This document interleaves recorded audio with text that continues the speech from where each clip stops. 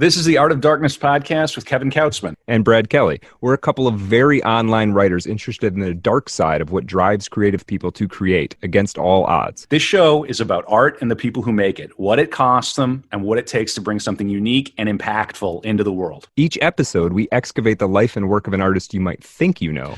Don't worry, they're all safely dead. On every episode, we try and find out just what the hell was wrong with them and how they worked through their darkness to create something that lives on after them and continues to move culture. Find us online at artofdarkpod.com and on Twitter at Kevin Kautzman and at Brad Kelly.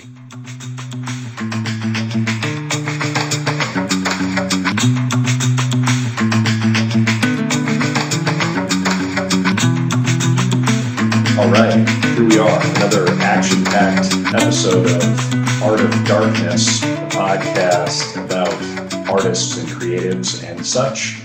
I'm Kevin Kautzman, here with my co-conspirator, Brad Kelly. Brad, how are you? I'm doing great, Kevin. How are you? Yeah, I'm doing super.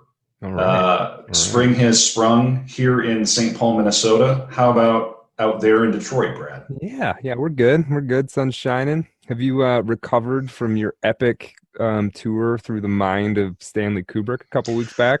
I am still traveling through the end of 2001: A Space Odyssey. And I have alighted into the chamber where the Star Child is being born. And I remained there. It is interesting after that episode how much Kubrick stuff came up on the Bird website, where we could be found at Art of Dark Pod. And then you can find me, Kevin Kautzman, and Brad there as well. But everybody on Twitter, it just seems now every day something about Kubrick comes up.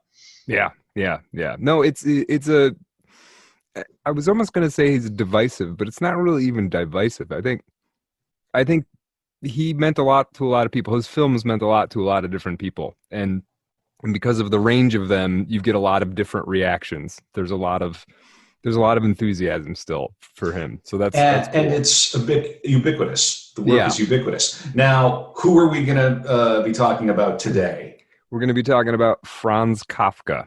Franz Kafka. Yeah, and we ask every episode, Kevin. I'm running the show on this one, Kevin. What do you know about Franz Kafka? I know that he wrote a short story about someone turning into a bug. Yeah, that's right. And I know that he is the inspiration for our first piece of merch, the Kafka is a hack, or Kafka was a hack t-shirt, which you can get if you go to artofdarkpod.com. This is a limited time only shirt. This is something that I've been saying for quite some time, and I want this episode to be an interrogation of whether or not Kafka was indeed a hack. My phrase that I created, that phrase is meant to be a bit of a joke. Yeah. And yet the thesis behind it is that, of course, we know Kafka as, well, he has a word named after him, correct? Kafkaesque. Yeah, we're going to get into that. Yeah. It's when the office puts you into a catch-22 situation. There's no escape. You want to blow your brains out, but you wouldn't even know where to begin. And life has become this perpetual nightmare. And my thesis is that he wouldn't last one day in an American strip mall. No, and this, as we get into, we're going to see that, no, he would not have been capable of it. Hey, not everybody's cut out for it, but right. All right. Well, so let's dig into. It's funny. So you had that term, Kafka was a hack, and I love that. And I was going through some old notebooks about 3 or 4 weeks ago, and I came across somewhere on some old page, and I probably wrote this 10, 20 years ago, maybe. I wrote the phrase, Kafka will be back for his money. I don't know. I don't know where I came up with that or what, but it was. I think I was saying kind of the same thing, where it was like he seemed to be this prescient figure, but like not quite prescient enough. Right. That of course is what I mean by that phrase. I'm being provocative and geeky about it on purpose. Of course, he was a great writer. Needless to say, but the point, of course, is that our culture has become so ruinously broken that every direction that he pointed to, we've gone well past it. Yeah, we're in like a post Kafkaesque phase. we need a new phrase. We need a new Kafka-esque. word. Yeah, neo Kafka. But of course, he wrote The Castle, the famous. Is it a novella or a short story? The Metamorphosis. The Metamorphosis would be a novella. It's around 80 pages or so. Yeah, right. That's where Gregor Hamza turns into a bug. That's right. We are all bugmen now. That's right. And that probably ends up being, I would say, his most famous book, specifically because it's got that great central image to it. It's so strange. It's so, you can visualize it, and it's almost like a Far Side cartoon. There's something funny and weird and about it. So and actually there is an app, a phone app game called The Metamorphosis now, where you wake up as a bug. I don't know what you do exactly. You just spend all day on Twitter. I get probably. It's like, I do that already. I don't need an app. I don't need an app for this. Yeah. Well, the other thing that I know about him, of course, is I believe he came from a Jewish family, and I also associate him with Prague. Yes. Yeah. And that is kind of where it begins and ends. And then maybe the fact that he had some sort of horrible office job. Yeah. Right. So this is all true. We'll dig into all of these. Yeah. Cannot wait. Yeah, so let's just hop right in here. So yeah, Franz Kafka, born in Prague in July of 1883. Prague at this time was part of the Austro-Hungarian Empire still, and this will be significant in that he's alive during World War I. He was in an Ashkenazi Jewish family. They were roughly what we would call the middle class, even though Jewish folk in Austro-Hungarian Empire at that time, there were certain kinds of jobs you couldn't get. I don't know how much out and out anti-Semitism there probably was to some extent, but it sounded almost more like a bureaucratic, like, well, you can't get this document because you're a Jew. You can't be a dog catcher. Right. You can do X, Y, and Z. Yeah, but you're a perfectly nice gentleman, kind of like. There seemed like some weirdness in that regard. Yeah, that's so interesting too, because later, Wittgenstein came from one of the wealthiest Jewish families in Vienna. So yeah, this is a bit of history that I'm not quite aware of, that turn from the more hardcore anti-Semitism into a period of maybe it was a little more gentle, and then of course the big eruption. Yeah, and then it rises, obviously. Right. So Kafka's family was, like I said, roughly middle class, mostly through the efforts of his father Herman, who he owned basically a distributor. He would distribute goods from haberdasheries to like village and more rural marketplaces. So he was like a proto Bezos. Yeah, basically. Right. And so that was, and that fared them pretty well. They worked it was a very hardworking family, but they were never poor, and they were never quite rich either. Was this in the environment of Prague? Yeah, this was in Prague. Prague. And there's the building, I believe the building where they primarily ran the business still exists. So it's no longer the Kafka distributors or whatever it was. Man, Europe. Yeah. Where all the history comes from. Yeah, for real, right. So Franz was the oldest of six kids. His two brothers would die in infancy before Franz was 7 years old. His sisters would outlive him. And we're going to talk about that in probably like the last few minutes, what happened to his sisters. I'm going to go about this a little bit differently than I have some of the other ones, mostly because Kafka's life was so short.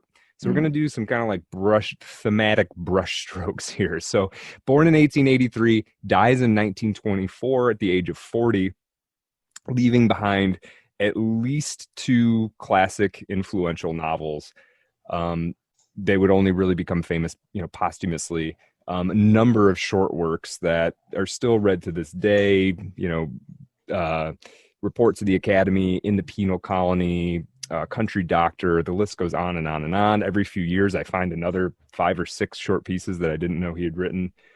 And his influence significant enough that, like we've said, he earned a entry in the Encyclopedia of Literary Terms just for his name. And there's something to be said for that, I think.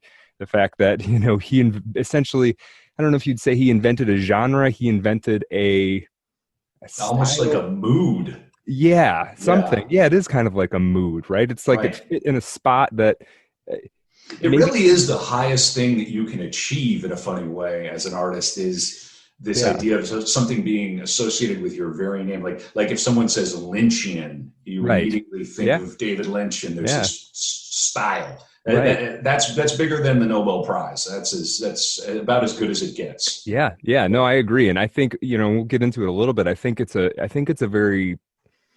think some of it only works after you've had an industrial revolution. I think the Kafkaesque term can only really the industrial revolution happens, and then there's a kind of banality, and then Kafka nails it in some way. But we'll get to that. We'll get to that more. Right.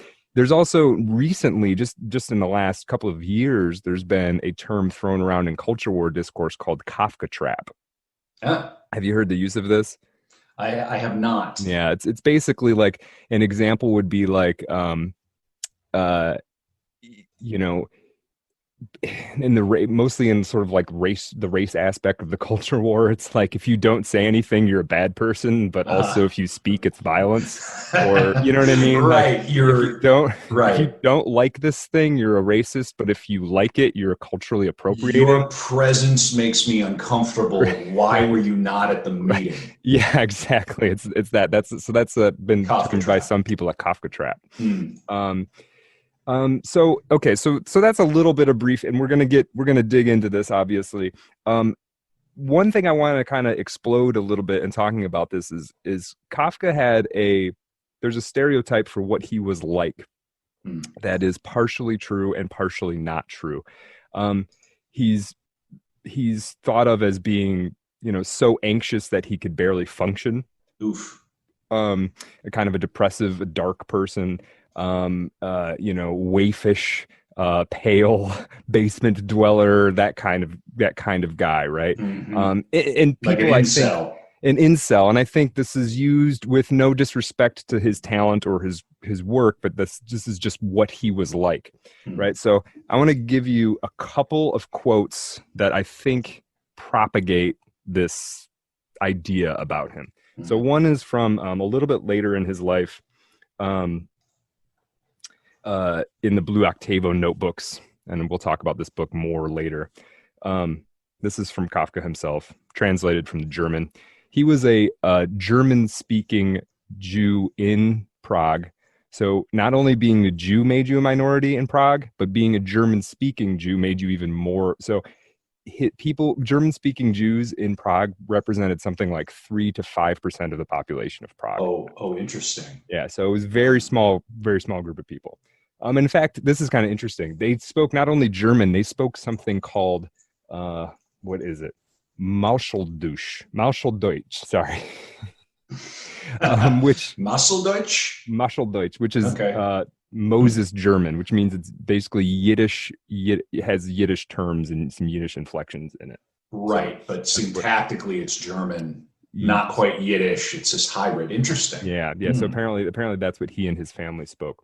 So anyway, so this is something that he wrote, and I think this reflects. I think this is part of what gets caught up in what people think of Kafka as the man.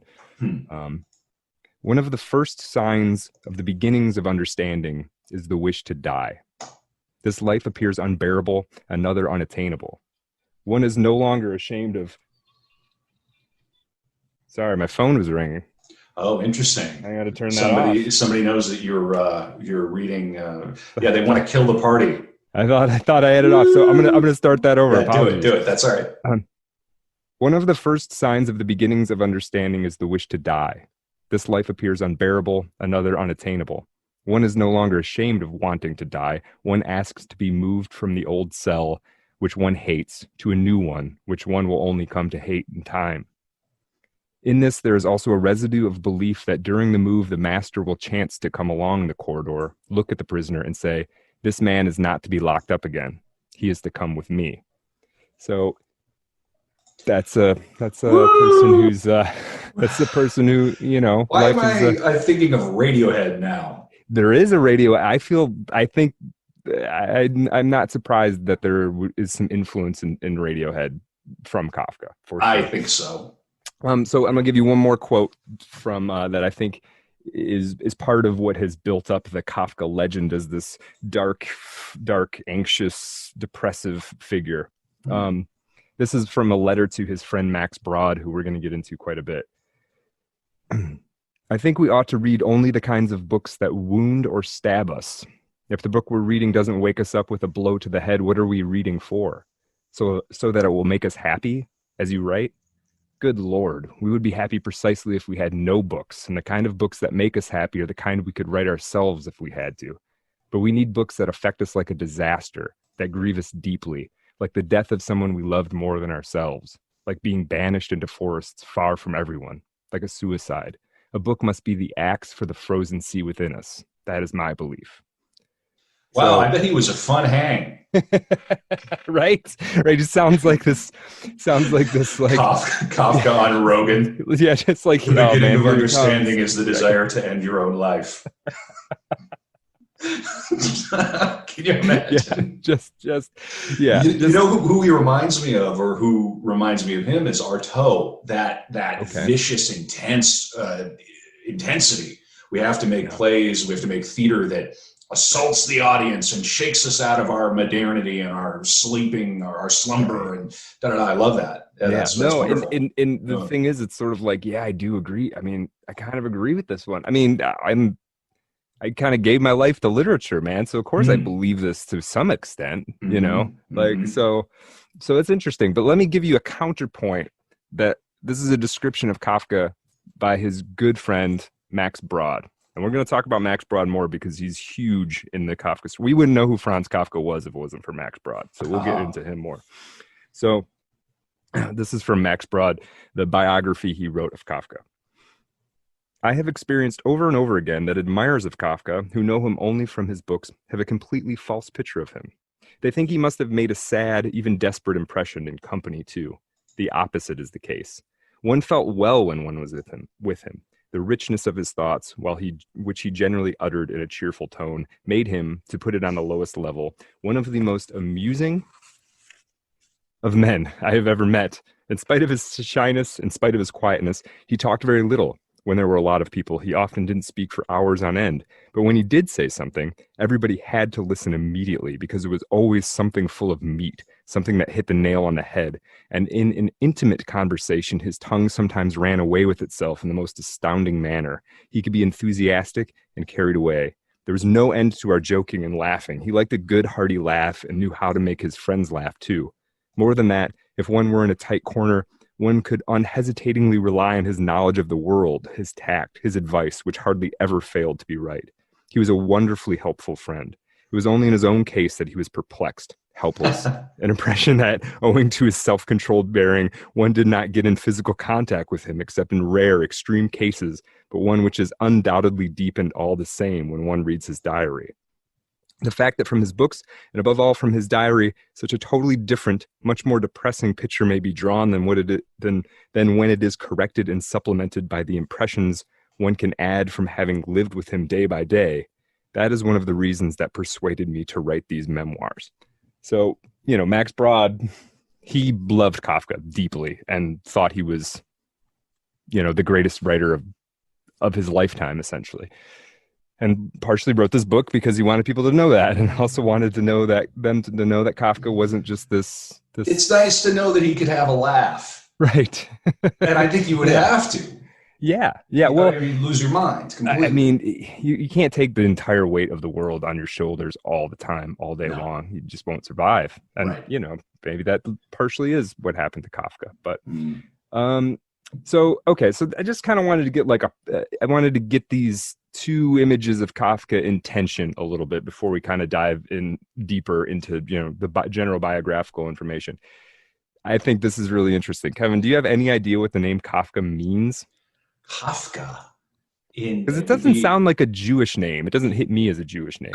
I mean, it would maybe I would think kauf would be to buy, possibly, but that's as close as I would get. Because ich kaufe means I purchase something.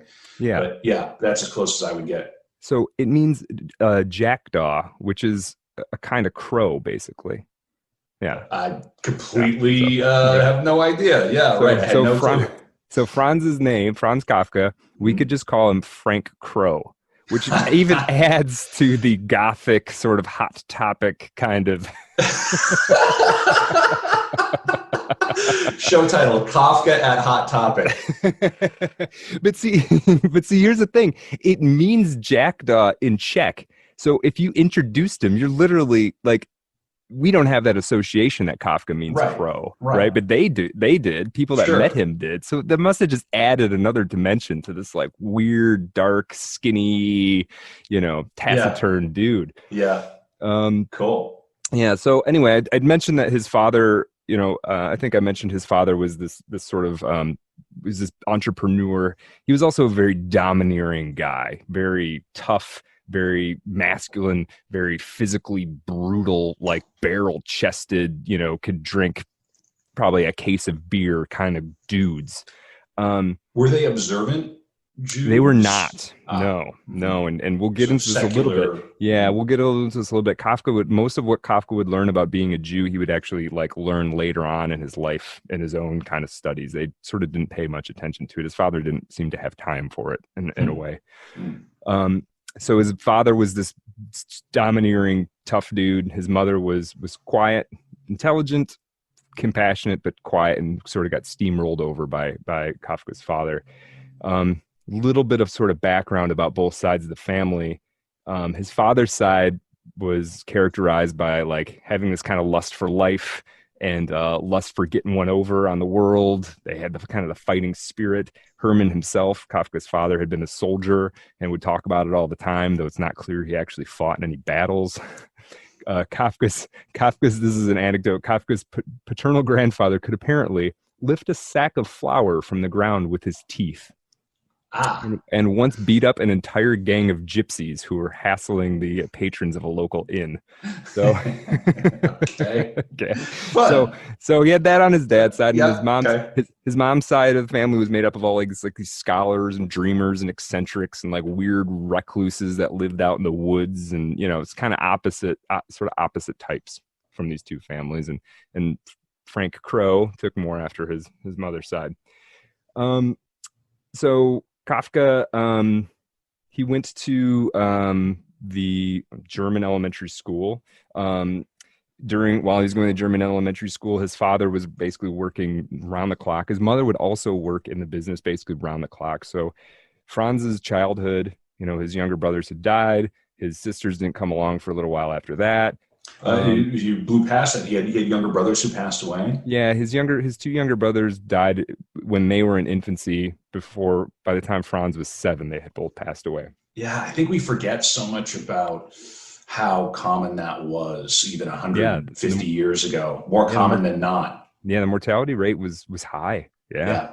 So I know, like, my grandparents were born on my dad's side were born in the teens, and my grandmother, I think 3 of her siblings passed away, like in childhood. Death was way more common, especially among the very young. Yeah.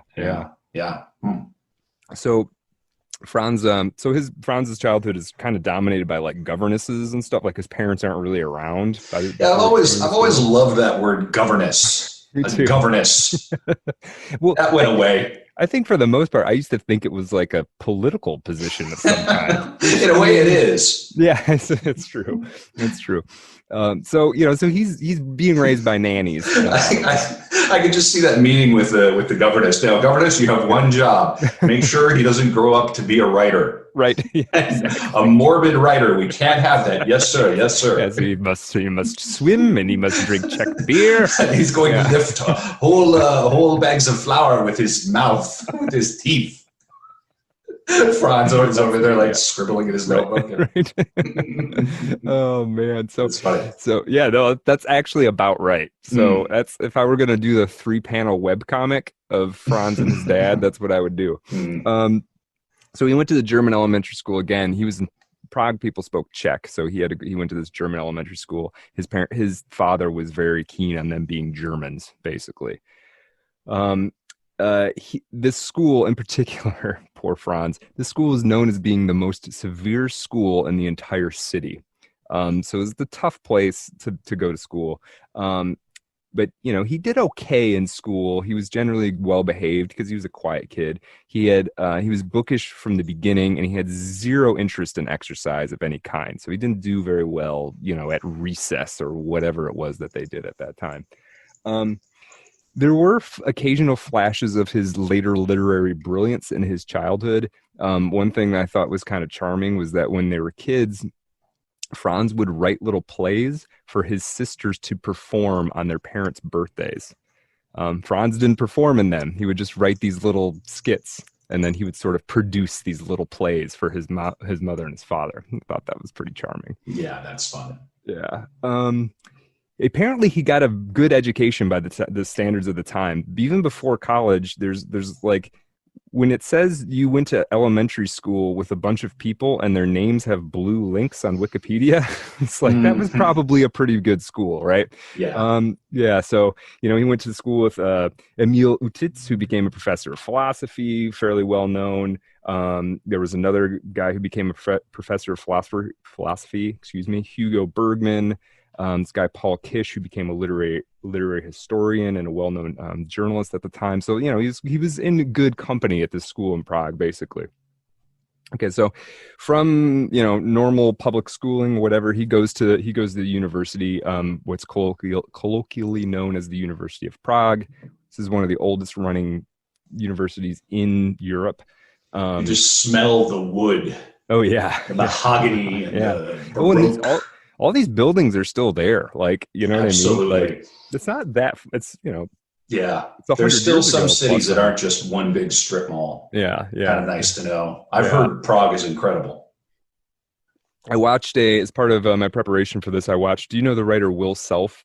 I've heard the name. Yeah, he's a British writer, and I'm not a huge fan of him, but he does this thing where he walks around Prague, reading bits of Kafka's story, The Country Doctor, and just like giving out like biographical information. And it's a pretty humorous little video because Will Self has like no hesitation about just barking at people and like, was this where Kafka lived? It's not. Where is it? Oh, okay. And then they go across the street, Okay. So it's pretty humorous, but I'll check that out. There's a part where they're walking down the street and they're like, the Kafkas lived in this building for a while in this Jewish ghetto, and they turn the camera to like the most gorgeous building you've ever seen. It's not opulent. It's just that the architecture of the time is it's gorgeous, Right, and that's the ghetto. That was the ghetto. That was the ghetto, right. Yeah, and it was. They were probably all sequestered into this German-speaking Jewish, but it's just funny to hear that word, and then you're like, man, that building is... You have a certain stunning idea, right. Yeah. Interesting.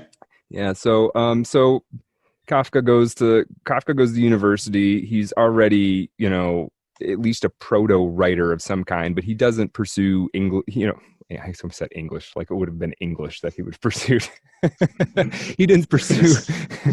Right. He didn't pursue literature. Right. I mean, I guess he could have. He didn't pursue literature. German letters. Yeah. And it's not like they have creative writing MFAs at the time. No, they did not. No. Yeah, right. So he started out in chemistry and just like literally could not hack it. So he gave that up and he looked for the next best thing that his father would approve of, which was to go into law. And the big reason that Kafka went into law was that apparently after you graduated, there would in this is how it worked in Prague, or the Kingdom of Bohemia or whatever it was they were living at the time, depending on what side of World War I you were at.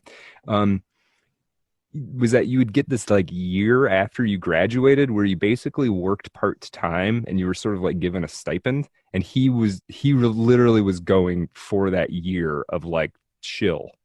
Because he wanted to write, right? So he was setting himself up for this. He was trying to hack the system. Yeah, he was trying to get in there. Yeah, right. It's like my dad will like this because I'm going to be a lawyer. Mm-hmm. I also I'll be able to make some money and maybe get some financial independence, but I'll have this period where I won't really have to do that much, and I'll sort of be taken care of. So then I'll be able to focus on my writing. But a year, what can you really do in a year? do a little bit, but not that much. Yeah. So he did join a bunch of social groups when he was at the university, which is interesting. And this is how he made one of two of actually his best friendships. One with the aforementioned Max Brod, and another with this guy Oscar Pollock, who is fascinating dude in and of his own right. Oscar Pollock, who's the same age as Kafka, would literally would be famous throughout Europe as an art historian by the time he was 31. Would then volunteer and die in World War I on the Austro-Italian front.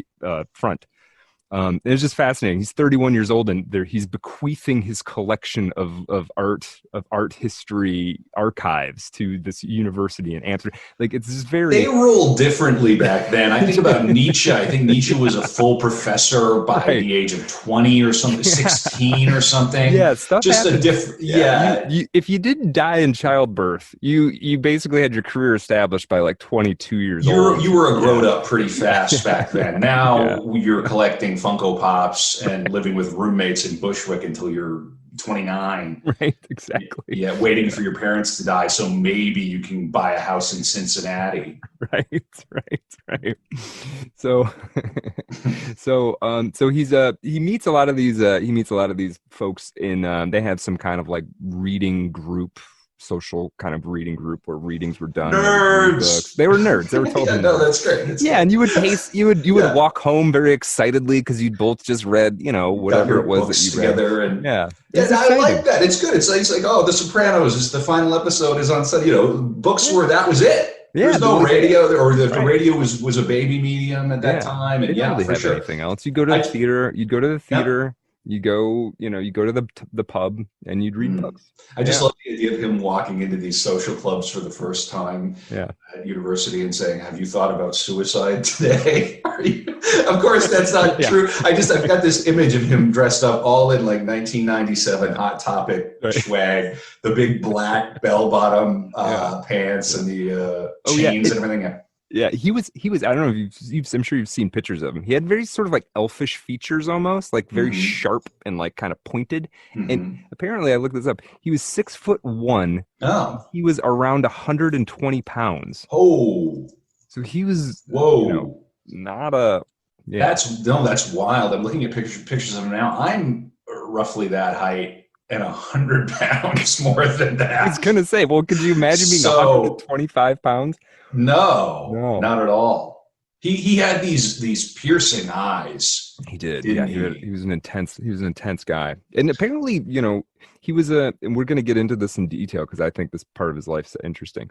Apparently, he wasn't so much a ladies' man, but every once in a while, a woman would find him unbelievably attractive. You know what I mean? He was sort of like he didn't hit the ball much, but when he did, it was a home run, grand slam. That's all you need. Hey man, that's all you need. Worked out okay. It worked out more or less okay. Yeah. So anyway, he goes to law school. He gets the equivalent of a doctor of jurisprudence. So he's actually Dr. Kafka. Even better, he's Franz Kafka Esquire, which I have to say is Franz Kafka-esque. It's funny for a nerd like me. He's also, he's really starting to read. Max Brod was a big influence on him in this time. I see what you just did there. I gotcha. Takes a minute. Yeah. So his friendship with this dude, Max Brod, is really deepening throughout this time. And I keep hitting this because I'm getting so much information from Max Brod. 100% straight. Yeah. This relationship, was there any ambivalence or no? We're just mates and it seemed like they were just mates, and it seemed like I don't know if there was like less caginess about that kind of thing, but like they were just I love my friend, epic bromance. Yeah, I think so. I mean, I kind of went into this thinking there would be a little bit of that, but I really don't think that there was. All right. It's possible, but it doesn't seem like it. Doesn't come up. Yeah, it didn't come up. And Max Brod is this very literary gentleman, as part of their friendship. And so they're sharing books, they're reading things. Some of the things that they read the most were, I feel like, interesting choices. So they were into this guy Kleist, who's a German writer that nobody reads anymore. But they were into Gustave Flaubert and Goethe. Dostoevsky. Madame Bovary is Yeah, it was fantastic. It's fantastic. Yeah, Yeah. great. And this made total sense to me. They were into Gogol. Yeah, so like The Nose. I mean, those are Kafka-esque stories. Was Gogol, did he write Demons or The Demons, or is that someone else? No, I think Dostoevsky wrote a book called Demons. I think I'm conflating Gogol with Dostoevsky, but what? Yeah, I'm trying to remember some of it. Gogol was a little more of slightly more of a humorist.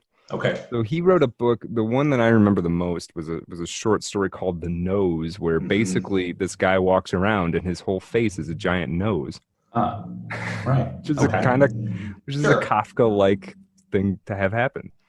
Yeah, I'm going to confess to being the Russians are this terrible black hole of knowledge and understanding for me. I read a lot of Tolstoy, but I never really connected all the dots with the Russians. Yeah, I'm ashamed to say. I read the one Gogol story, and I've read a bit of Dostoevsky. So those all made sense when I saw that that's what they were reading. That I kind of was nodding my head, thinking that seems right. And some of that stuff, Dostoevsky is almost contemporary with them. So it's interesting. So,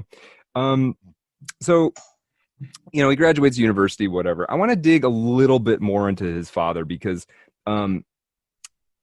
there's two big influences that I haven't fully described yet that I want to talk about. Then we'll get into his writing somewhat in depth. Because part of this is, so after the trial and the Metamorphosis is most famous stuff, after the Castle and the Penal Colony, which are maybe the next, and the Country Doctor and all of these stories, America, the book he wrote called America, he wrote 100 and some odd page letter to his father. When he was 36 in year 1919, he gave it to his mother to try and give to his father, and his mother wouldn't do it. And you imagine it's 100 and some odd pages, and a lot of it is there's a lot of wounds there. They didn't get along. Herman was totally unforgiving. They had very few moments of peace or anything like fatherly love or anything like that. And Franz always felt like he was disappointing him, and he was always disappointing him. And, right. I feel like I'm always disappointing you, Father. You are. You are. Oh, God. Yeah, that's even worse. How to make a writer. Yeah. Well, and the thing is, and you read this letter to his father, and it's kind of sad because Franz never got to the point which might have been good for him, where he said, well, you know what? I don't need to make him happy. He was disappointed in himself for not living up to this thing that his father wanted, and that really kind of messed him up. And this letter isn't all just like hurling invectives at his dad. You weren't this, you weren't that. It was a lot of like, I'm sorry too, Wow. And so I'm going to give you this, I'm going to read you this a little bit, and I think this tells us a lot about who Kafka was. But please, Father, understand me correctly. These were completely insignificant details, yet they oppressed me because you, a great man of authority, could lay down rules for me and ignore them. And through this I saw that the world was divided into 3 parts. In the first lived the slave, me, under laws invented solely for my life, but to which, without understanding why, I could never fully adjust. And in the second part lived you, infinitely far from me, busy ruling, giving commands and being angry when they weren't followed. And in the third lived everybody else, happy and free from commands and obedience. And I was constantly in disgrace, either because I followed your commands and that was a disgrace as they were valid only for me, or I was stubborn and that was also a disgrace because I was being stubborn to oppose you, or I wasn't able to obey because I, for example, had not your strength, your appetite, your skill to do whatever it was that for you seemed natural. And of all the things, this disgrace was the greatest. But these aren't the reflections of childhood, but the feelings, perhaps. So you can even see in that some of this like bureaucratic, like relationship with authority that isn't so much like shaking your fist at it, but like broken by it. Yeah, I think about this a lot, and the what money does to people, and how people who grow up having it and never need to wait tables or work as a barista or mop or do short order work, how those experiences define you. And there's this fine line between the dignity that is in work and the degradation that can come from it. And so much of it has to do with the social milieu of the people involved in the work that you're doing. If you have the right manager at McDonald's, it can be a good experience. You work there for 6 months, 8 months, save a little money. You move away from your hometown. You go to college with a little money in your pocket. If you have a bad manager or a sadistic person, it's a completely different experience. Well, and if it also takes over your social life too, right? So like my first job, I worked with a bunch of hoodlums, man. Yeah. Like I was 15 years old. Like I zigged if I would have zagged when I zigged, I could have been, those could have been my best friends. Right. And then who knows? So I think we associate Kafka with The Office. Yes. I think because of does that come up in a lot of his writing, or is it principally? It does. Yeah, it does. It comes up in The Trial for sure, and America as well, and Metamorphosis big time, and some of the short stories as well. It's a big thing, and we're gonna actually, because he just, it's sort of our timeline. He sort of just graduated college, but I do want to talk a little bit. I want to hit one note about his Jewishness, because I think this is the other big factor that influences his writing. It's sort of job, dad, being a Jew. Right? So, well, and it sounds like not just being Jewish, but also being of this very particular niche in this extremely cosmopolitan city, or this fraction of a fraction. Yeah, it's got to be very alienating, right? And that's why I think he and Max Brod became such good friends, is because they probably, in that group, they might have been the only two that were of that minority, So this is one thing. This is from it's in Max Brod's biography, but it's written by Kafka. I think it's in a letter, or maybe it was in his journal. Ever since I can remember, I was so concerned about the problem of defending my spiritual existence that everything else was indifferent to me. Jewish schoolboys in our country are often peculiar. You can find the most improbable things among them, but my cool, hardly hidden, imperturbable, childlessly helpless, at times almost ridiculous, self-satisfied animal indifference of a child, sufficient unto himself, and yet coolly fantastic, I have never seen anywhere else. But all the same, it was my only protection against my nerves collapsing through fear and my sense of guilt. So, it's him sort of talking about these tensions inside of him, and maybe that's not so much about his Jewishness, but he's noting that he's within a minority, and then he's a weirdo inside of that minority, and that's kind of where a lot of this alienation comes from. It's such an interesting time too, because we have to remember that this group, this empire, and this period, they don't have the same idea of the individual that we do. And novelists of the period, modern novelists and modern writers, were really at the vanguard of defining the individual as a character standing athwart the whale-like motions of society. Right. You're a little shrimp in the ocean being tossed and turned by these forces that are so far beyond your control. Best evidenced by World War I and the absurdity of the whole affair. One assassination setting off this chain reaction, leading to the deaths of millions and millions of the best that Europe had. Oh yeah. Leading to our present age quite directly. Oh yeah. And you have to wonder, we can read all the history we want, but I do have to wonder, a place like Prague wasn't, a battleground necessarily, but it wasn't far from the battlefields. And you have to wonder, what did it feel like a year before World War I? Was there a sense of this burbling up? And were people in the pub saying man, when is it gonna, we had a tinderbox here. When is it gonna go off? It just kind of, it's hard to get a context for that, because it's not history so much as it is the psyches of the people who were alive at the time. So, right. Yeah. So we'll get into, let's see if I want to talk about his job, or I want to let's talk about his job a little bit, and then we'll talk about his writing a little bit. So his quote unquote career, he didn't really do a whole lot of writing until basically he graduated from university.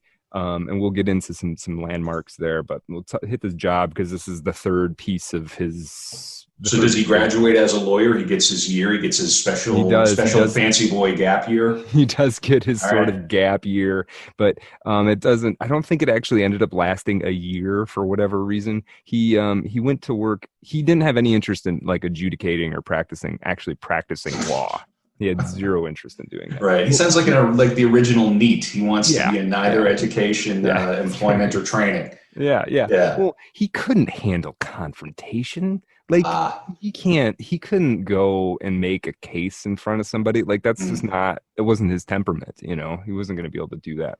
So at first he went to work for, and I'm not going to be able to say this, the Associazione Generale, which still exists. I think it's an insurance firm now or something. Association Generale, right? Yeah, something, but the word is ASSICUA. ARAZIO. Whoa. Okay. No, that's all right. That's a tough one. Associazione. Okay. Is that Italian or French? Well, it looks like an Italian word to me, but okay. So anyway, he only works there a brief time because it's too much. It's the private sector. It's a little bit too demanding. So he then goes to work for the what's called in English would be called the Workers' Accident Insurance Institute, which is this quasi-governmental body that reviews insurance claims, mostly like workers' comp type stuff, and then also like does quote unquote research into like what policy changes should happen to reduce factory injuries, kind of thing, right? It's again the banality of the Industrial Revolution. Right. It's, you know, there's an excitement to the Industrial Revolution when there's like smokestacks and like, whoa man, we just invented the steam engine. This is like gee whiz. Yeah, exactly. We're all gonna be rich. Right. And then this is just like, man, there is a lot of paperwork. We'll never catch up on this paperwork. Right. He had that kind of job. Yeah. And, you know, it's basically the cube farm like you'd see in Children of Men, the beginning of Children of Men. Sure. Or Brazil. I think about Brazil. Mm-hmm. Orson Welles made a film version of The Trial, and he shows an office that has Orson Welles it's beautifully done. In this office, which is probably comparable to where Kafka worked, but exaggerated, Orson Welles hired 850 typists, all sitting at tables, equally spaced apart, all typing simultaneously.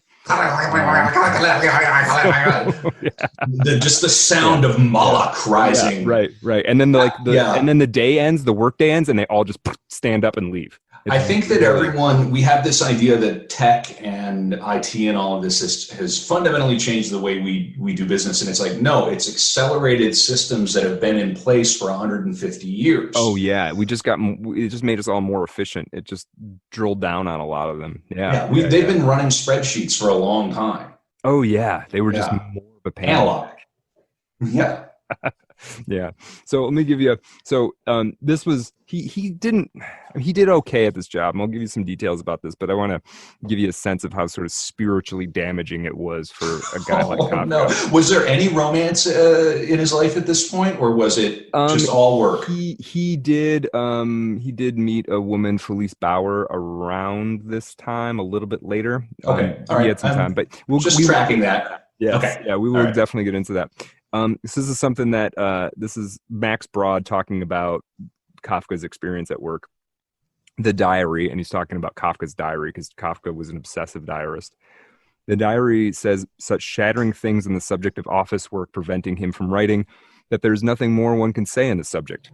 But there is one utterance of his which must be understood, coming as it does from one who is otherwise so modest that he had to force a piece of writing for his office out of himself, as if he were tearing a piece of flesh out of his own body, and who then, in quote unquote great fear, sets forth that everything in me, and this is Kafka talking now, that everything in me is ready for creative work, and such work would be a heaven-sent solution of my problems and a real coming to life.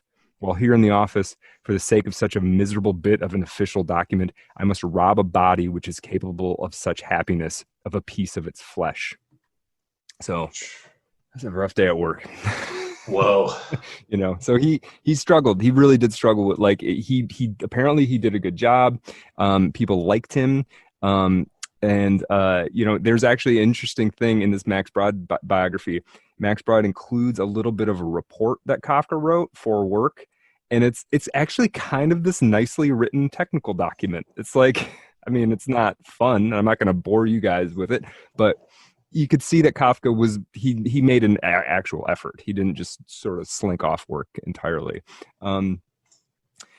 There's actually, I'm going to give you one more anecdote about work, because I found it interesting, because Max Brod went back after Kafka's death trying to write this biography. He went back to where Kafka worked to try and get some just to get some general, like, what was he like here? What were his coworkers like? Just the kind of stuff you would do if you were writing a person's biography. Let's see, where is it? He's bopping along to do you remember the guy who would always talk about suicide on the break by the water cooler? Right. How would you do it? That reminds me of Doug Stanhope. Stanhope has that challenge where the game is to invent the best suicide possible. Oh, right. They come up with this crazy stuff about like roller coasters and a guillotine at the end of the roller coaster, and your head pops off and you catch it in your own hands. And there's room for this stuff. You got to laugh about this stuff. You go crazy. Absolutely. Mm-hmm. So this is Max Brod goes back to Franz's old place of work after Kafka is dead and is asking about him, right? Franz Kafka, so the gentleman told me, was popular with everyone. He hadn't a single enemy. His devotion to duty was exemplary. His work was very, very highly thought of. The gentleman emphasized that Franz Kafka attacked every question from the opposite end of that from which everyone else generally did. A very apposite remark on the part of the gentleman, who, be it noted, did not know that Kafka had since become world famous. Another thing he emphasized was a certain naivete in Kafka's makeup. He was our office baby. He told me a story that is very characteristic of Kafka. One day he came into my office just as I was eating a slice of bread and butter. "How can you swallow that fat?" Kafka said. "A lemon is the best food." So he's just a weird dude, right? Just a strange... Right. This sort of waifish, tall, dark-eyed same dude with the last name that's like Crow. Right. Office, but he's also the office baby. And then I love that they go back. Max Brod goes back to talk to his coworkers. And at this time, this is like the trial has been published. Like Kafka is a name in literary circles at this point, even though he's dead, and they have no idea. They just don't. Right, of course. Not in touch with that. Yeah. How'd the Vikings do this weekend? Right. Right. Exactly. I heard you had a play on in London. Right. What happened there? Right. Oh, nice. What do you think about the Packers this year? Yeah. Did you eat any fish and chips over there? Yeah. Did you? Yeah. They sure do talk funny. Oh, that's nice. You guys, I see you've been published. Very nice. That's cool. Yeah. I got an A in English in 8th grade. That's what I get. Not that I'm Kafka, but whenever I tell anybody about writing, they'll always tell me about something they wrote in like 7th grade. Yeah. And they're like, yeah, that's cool. Everybody has a novel they want to write. Yeah. Yeah. All right, so let's talk a little bit about his writing. So I'm going to do this writing brushstroke, and because we're already an hour in. Okay, so let's see. So the first thing that really comes out that he wrote, there's some earlier stuff that is more or less lost. But if you look at collections of stories, because he wrote a lot of short stories, the first thing that people generally include is his story, description of a struggle, which I think is a great title. This is the piece that Max Brod read and was like, "Oh my God, you're a genius, and let's be best friends for the rest of our lives." And there's also a statue in Prague of Kafka that is inspired by the story. It's actually Kafka. You may have seen it. Kafka sitting on a giant empty suit, like riding on the shoulders of this giant empty suit. That comes from Description of a Struggle. Looking at it now. Yeah. So it's kind of a funny little thing. So mostly what he's writing comes after he gets his doctorate, and he is I guess I don't know if it's a doctorate if you're a lawyer. I don't know how that works, but I they call think them it's a juris doctorate, yeah. but you can't call yourself. I think there's a debate, but I don't think Yeah. you call yourself a doctor. Yeah, some people did refer to him as doctor, I guess. Is that right? So I don't know. Well, in Europe they do degrees differently too. Sure. Yeah. That story description of a struggle would be published in a journal called Hyperion. In 1912, he wrote. So 1912, he's 20. What is that? 29. He writes most of a book that would later be called America with a K. He titled it in German "The Man Who Disappeared." And then in 1913, he writes Metamorphosis, which would be published 2 years later in 1915. Most people don't know about America. It's hilarious. It's funny and it's smart and it's weird. It's about this boy who goes to, he's seduced by a chambermaid, or maybe it was a governess, I'm not sure. And he has to leave the country, and he goes to America. And Kafka had never been to America, and this is pre-internet.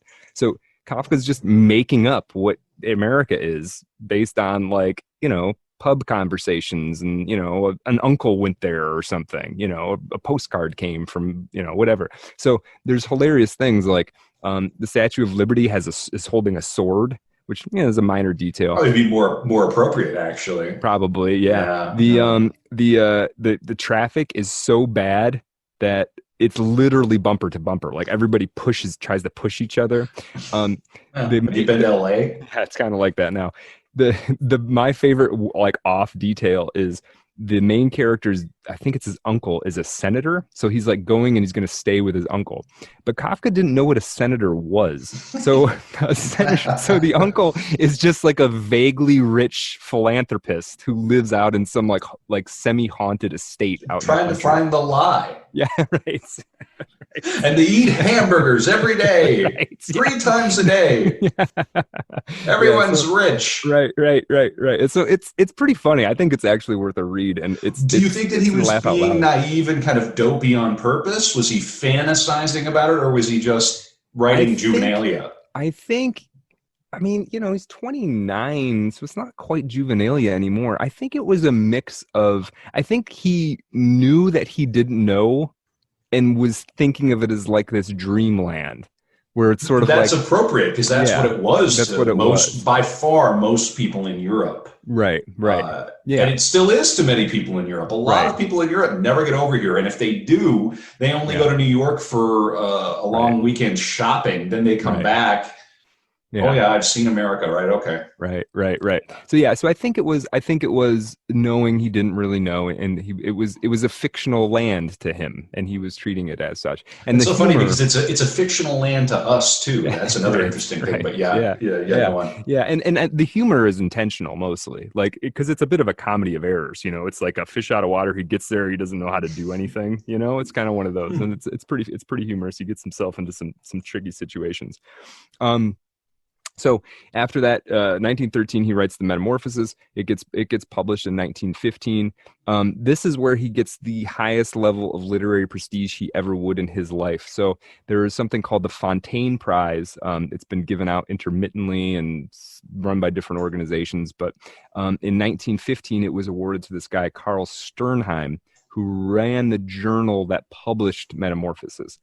Sternheim liked Metamorphosis so much that he gave the prize and the prize money to Kafka. So nobody knew who Kafka was. So he won a prize that somebody else won. He won the money. Yeah. Wait, so is he also up for the award? And this guy was like, I don't need this. This is a better writer. Here he is. My understanding was that Sternheim wanted Kafka to get more attention and loved his work and was like, no, this is who should have it, basically. Okay. And gave him the prize money. So that was the closest he got to any kind of literary prestige. But we'll see in a little bit that his writing did hook him up a couple of other times. Sometime around 1917, so 34-ish, he finishes the trial. No one would basically ever read the trial except for maybe Max Brod until after he died. And it's primarily short stories. And finally, his last novel, The Castle, which famously ends mid-sentence. Right before he died, so 1924, he's dead. Right before he dies, he sends 4 short stories titled The Hunger Artist, The collection is called The Hunger Artist, which were basically in the process of being published as he died. So that's kind of his whole literary oeuvre. Lots and lots and lots and lots of short stories, and these handful of longer works. Let's talk about the Metamorphosis a little bit. You kind of brought it up. It, in my opinion, has maybe the greatest opening sentence in literature. It's in the running anyway. As Gregor Samsa awoke one morning from uneasy dreams, he found himself transformed in his bed into an enormous insect. Right, and it just kind of goes on from there. What a beginning. Right. I love it. Yeah. And see, in literary workshops, we were always told, don't start the story waking up in bed. It's hack. That's hack. Is it? Yeah. Is it hack because of this? Well, that's a good point. Maybe it is, because the trial also starts with waking up in bed. And I think Kafka was cognizant that was the time to make these sharp distinctions, like structurally work. You can wake up in a different world, sort of thing. Interesting.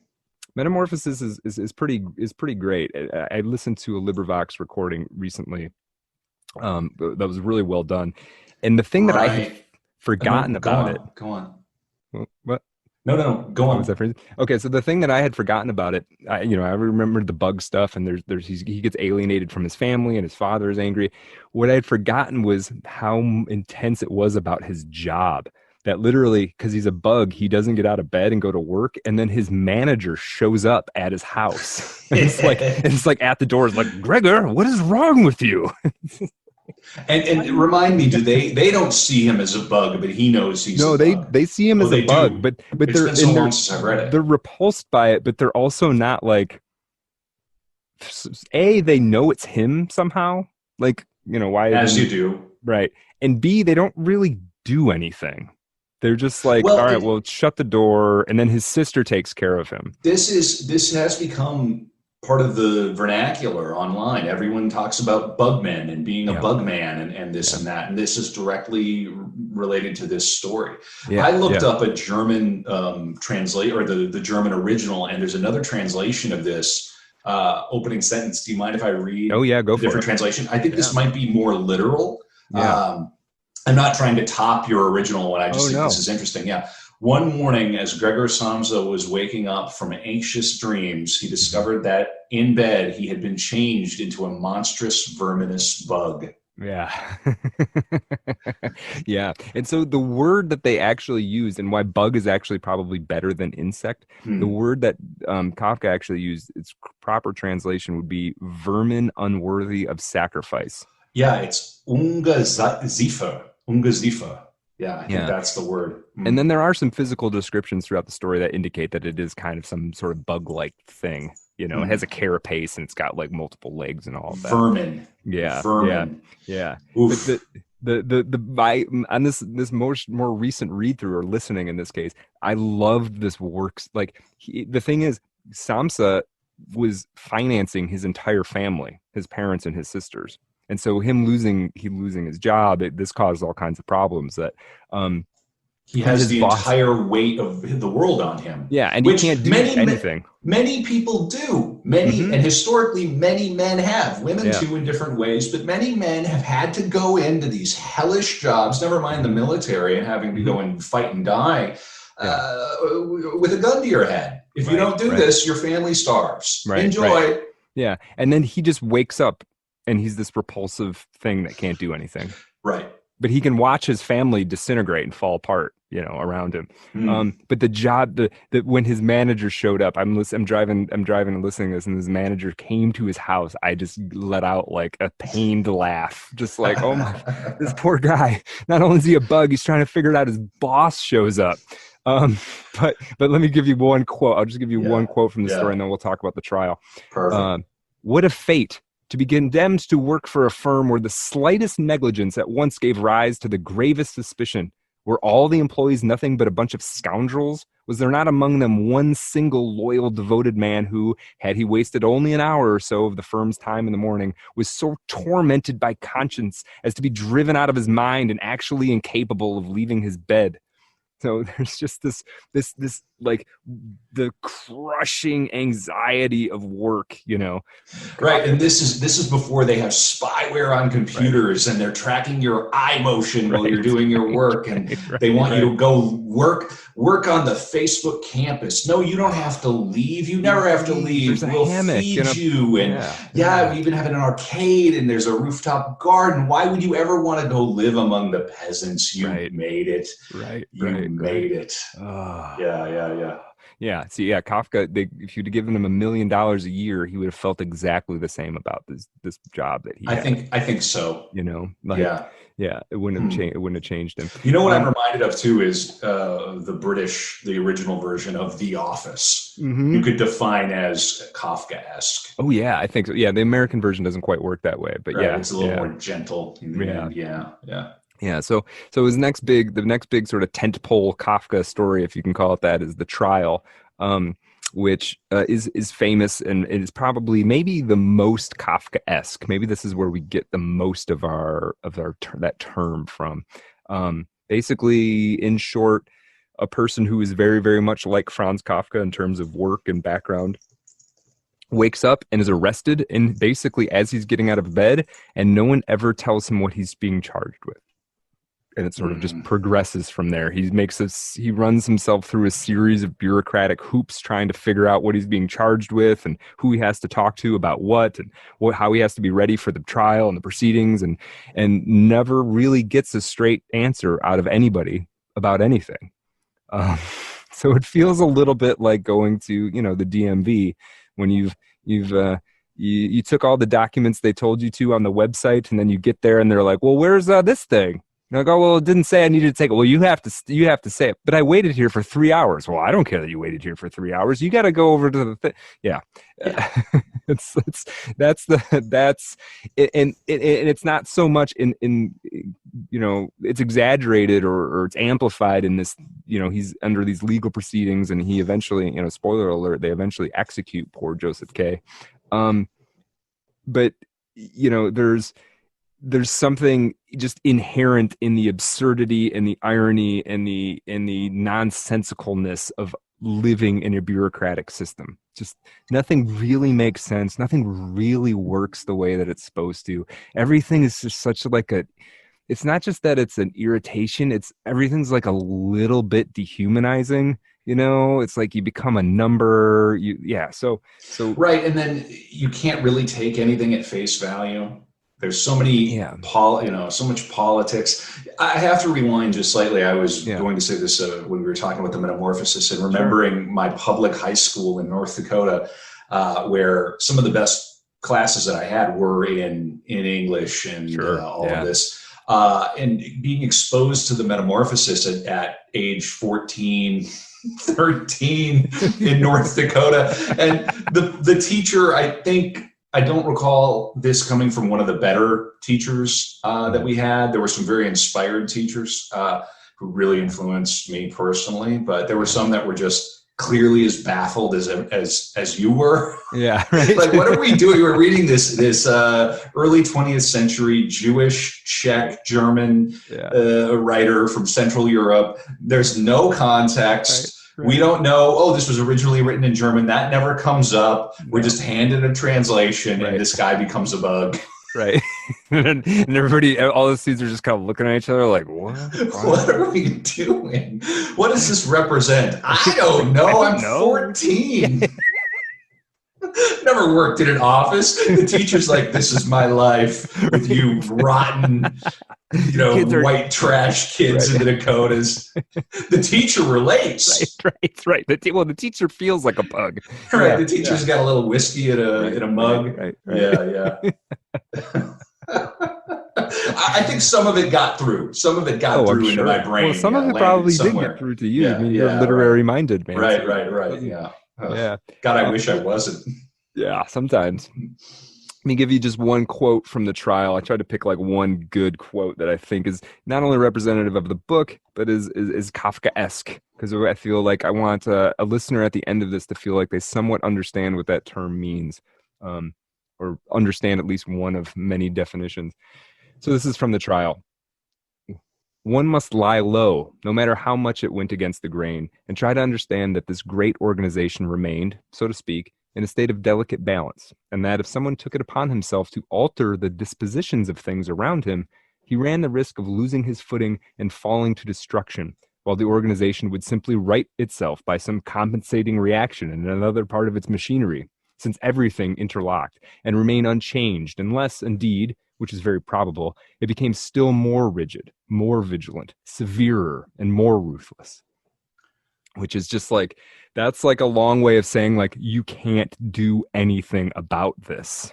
Like, we will never change this. Yeah, and even the people in charge can never change this. This is a beast that is so much bigger than it. Right. Yeah. It's an well, now we're living in the age of algorithm, right? So like the algorithm, nobody even knows what the algorithm's doing. Like nobody at YouTube knows what the algorithm does. They put information into it and it spits other information out. They don't know. Like they can make some changes, but it's a black box. The whole economy's a black box, basically. Kafka was a hack. Yeah, he didn't realize. He had no idea how deep this was going to go eventually. Yeah, right. So his next big book, and then we're going to get into personal stuff and start to maybe wind down. We're not going to go Kubrick long, but next big book is... That's a new term for the podcast. Sorry, I didn't do Kubrick long. Yeah, right. It was great, and apparently people really like it. So, yeah, that was fun. Yeah, go back and listen to the Kubrick episode. Yeah, it was good stuff. So his next thing was The Castle. He never quite finished The Castle. Again, ends mid-sentence. This is a story about this guy who gets called to this village to be a land surveyor, but he's not a land surveyor. It's very confusing. The castle is apparently called for him. The castle is this bureaucratic entity just outside the village that runs the village, and it has this very strange relationship with the village. Nobody in the village can talk to anybody in the castle, and so this guy ends up there, and he's got this piece of paper that's called him there to work, but nobody agrees with him that he was supposed to be called. So it's this kind of DMV thing. Like, well, I was told to come here with this, and you came here with that. You shouldn't. It becomes this, and nobody knows what to do, where to go, how to get the question answered. He's sort of treated almost like a criminal, even though he was asked to be there. It's one of those kinds of things. And let me just give you. This is a little bit of a longer quote, but I'll give you this, and we'll move on. So this is the chairman of a chairman that apparently works in the castle or works for the castle. Quite simple, said the chairman. You haven't really come into contact with our authorities. All those contacts are merely apparent. But in your case, because of your ignorance of the situation here, you think they're real. As for the telephone, look, in my own house, though I certainly deal often with the authorities, there's no telephone. At inns and in places like that, it may serve a useful purpose along the lines of, say, an automated phonograph, but that's all. Have you ever telephoned here? You have? Well, then perhaps you can understand me. At the castle, the telephone seems to work extremely well. I've been told the telephones up there are in constant use, which of course greatly speeds up the work. Here on our local telephones, we hear that constant telephoning as a murmuring and singing. You must have heard it too. Well, this murmuring and singing is the only true and reliable thing that the local telephones convey to us. Everything else is deception. There is no separate telephone connection to the castle and no switchboard to forward our calls. When anyone here calls the castle, all the telephones in the lowest level departments ring, or all would ring if the ringing mechanism on nearly all of them were not, and I know this for certain, disconnected. Now and then, though, an over-retired official needs some diversion, especially late in the evening or at night, and turns on the ringing mechanism. Then we get an answer, though an answer that's no more than a joke. That's quite certainly understandable. For who can claim to have the right, simply because of some petty personal concerns, to ring during the most important work, conducted as always at a furious pace? Nor can I understand how even a stranger can believe that if he calls Sordini, for instance, or it really is Sordini who answers. Quite the contrary, it's probably a lowly filing clerk from an entirely different department. But it can happen, if only at the most auspicious moment, that someone telephones the lowly filing clerk and Sordini himself answers. Then, of course, it's best to run from the telephone before hearing a sound. So that was a bit of a long one, but I kind of feel like it's beautiful. the system has become so overwrought and convoluted, and human nature has seeped in to the extent that it doesn't work at all anymore. Like no one has any idea what's going on. No one knows how to talk to anybody and actually accomplish anything. And nobody's even Yeah. interested in trying to at a certain point. It's sort of, that's just the way it is. And the machine just kind of keeps tumbling along. Well, and the telephone would have been relatively new. Yeah, yeah, Yeah, and so he's wrestling with this technology that there's sure. probably a lot of anxiety about. This would have Yeah, been, it would have been a big deal to be a switchboard operator at the time. That would have been a yeah. prestigious Oh, job. you would be like, it would be like it Being would like be a like web being, developer, yeah, yeah, something, yeah. yeah, Python, and you build apps or something, or Right, right. maybe Yeah. not, you don't own the company, but you're right there. I think I Yeah. remember that Carnegie was I think he was a telegraph operator, which was a very big Okay. deal, and it put him right at the nexus of communication. Sure. So this is very Sure. interesting. He's wrestling with this technology. Yeah. Yeah, and Yeah, he's already seeing the way in which it's going to become alienating, right? Like he already sees the way in which it's like, okay, the idea between this phone is that you can pick it up and you can talk to this person that you need to talk to. But in fact, what it's going to actually do is going to generate another level of bureaucracy where in which the purported efficiency is going to be convoluted by both human nature and the general tendency for systems to degrade. So like you come up with this will be great. You can talk to you, and it will be like that for 1 minute, and then from then on it will become convoluted and complicated and degraded, and that guy will always ignore his phone when this kind of things come in, so you'll try to get a hold of him another way. And it's I don't know, I feel like he saw that a lot of that coming, or maybe it was happening then too. So, that's sort of the hits of his writing. I want to get into his personal life, but I did have one other interesting note when we were sort of talking about these interpretations. This was important for me trying to dig into because I'm not Jewish. I don't know much about that world. I don't know what it means to be a Jew, really. So I was interested in what influence that had on his writing. And I came across this talk by this guy, Rabbi Dr. Henry Abramson. It's kind of a recent talk. And it was pretty interesting. So this guy does these like series on different Jewish writers, right? And he's talking about, have you heard of Midrash? Midrash? yeah, I've heard of Midrash. I don't know what it is. Yeah, I it's lived in a New York for 7 years, so you right, come across a lot of Jewish right, terms. If you're a right. hayseed from Sure, flyover, you're suddenly exposed to all of this. Yeah. sure. Yeah. So Midrash is it's a couple of things that are all sort of interrelated. It's a form of biblical exegesis. Hmm. But then it's also the sort of genre of literature generated by this, mostly like in like 1200, the year 1200 AD and before. So sort of ancient biblical exegesis, but it's also the process of this exegesis, which has a certain kind of style, which is like word, like you're digging into the actual word and like what are all the meanings of this word. Okay, every variation of this, how does that change the sentence? And Hebrew is very open to this as well, right? Because there's no spaces between the letters. Then the letters are numbers. There's these Yeah, complicated, right. There's right? this. Yeah, indeed. So you can go deep. If you're willing to like really dig and think through all the variations, you can go very deep. Abramson says that Kafka was deeply influenced by midrashic literature. And I think there's some truth to that, because if you read some of these midrash writings, they're very much like a Western koan. I don't know if you're familiar with koans Hmm. from Zen. They're these kind of open-ended stories that they're not so much to tell you something, but they're to put you in a frame of mind to think about a thing in a certain way. Um, I think there's some truth to that. I think Kafka was somewhat, to some degree, writing like these sort of neo midrash of the industrial age sort of Hmm. thing. And so I just think that's kind of interesting. He was also really interested in Yiddish theater, because he'd always thought of Yiddish as this kind of, Yiddish was like slang basically. It wasn't written down for a very long time, and so he came across Yiddish theater, and he thought it was kind of important and powerful, that people were sort of like taking on this language and they were going to try to do something, do something new and interesting with it. Yeah, So yeah, and there's a long history of Jewish theater and Jewish people in the theater, and certainly in America and entertainment and all that. Yeah, sure. yeah, that goes Yeah. way back. Yeah. And I think this really opened up another way of that I like thinking about Kafka. You talk about Kafka's work. They're written in a somewhat folkloric style, in my opinion. Like, yeah, the one where he becomes a bug, the metamorphosis. Yeah, that's like almost like a Grimm's brother kind of a right. setup.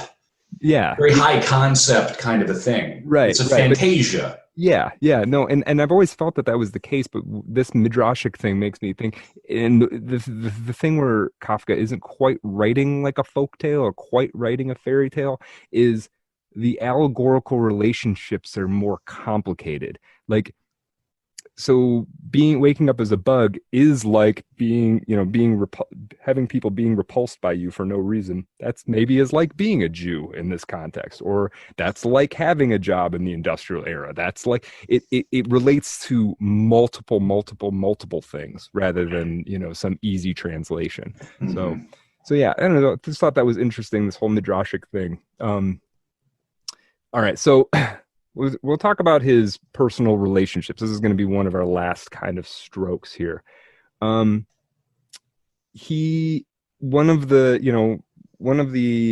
talk about Max Brod for a second again, just because he's so important throughout. He and Max Brod are good friends. Max Brod is actually a way more successful writer in his own life than Kafka ever was. None of his stuff is translated into English, or almost none of his stuff is translated into English. Nobody reads it anymore. It's all kind of fallen by the wayside. But they did together have a bit of a freewheeling period. Once they were both out of college and they were both in the workforce, they would like hang out and they would go to the pub and they would meet on the street after work and like walk home and talk. They would hang out basically every day. In fact, when they got a little bit of money together, and it's so funny because Kafka's always like, I have no time to write. And yet he literally works like a 32-hour week and he's constantly going on vacation. So there's this like, he's in Paris for 3 weeks and he's like, I have no time to write. And I kind of didn't sympathize with him all that much. But they go on these cool trips. There's a little bit of a freewheeling period sort of in Kafka's mid 20s. Let's see, I kind of wrote down some of the places they went. They went to Riva, they went to Vienna, they went to Paris for a little while. They went to everywhere you can go, basically, in what is now called the Czech Republic. Where else did they go? They went to a few places in Germany, in Berlin. They did at this point there was a robust train system all around Europe. You were able to get around and pretty readily. They could bounce around. In fact, they did so much traveling and they liked it so much that they jokingly, Kafka and Brod, talked about writing a series of on the cheap travel books, which would just be like a guide to like how to live in Paris on, it would be like $20 a day now or whatever, right? Like how do you, how do you get by, and where's the cheap place to eat and the cheap place to stay? And interesting. It's kind of cool. Yeah. And Kafka would end up traveling a bit on his own. When he got sick, he would, especially when he got sick, he was trying to find a sanitarium that he might be able to like tolerate somewhat. So there was a bit of that.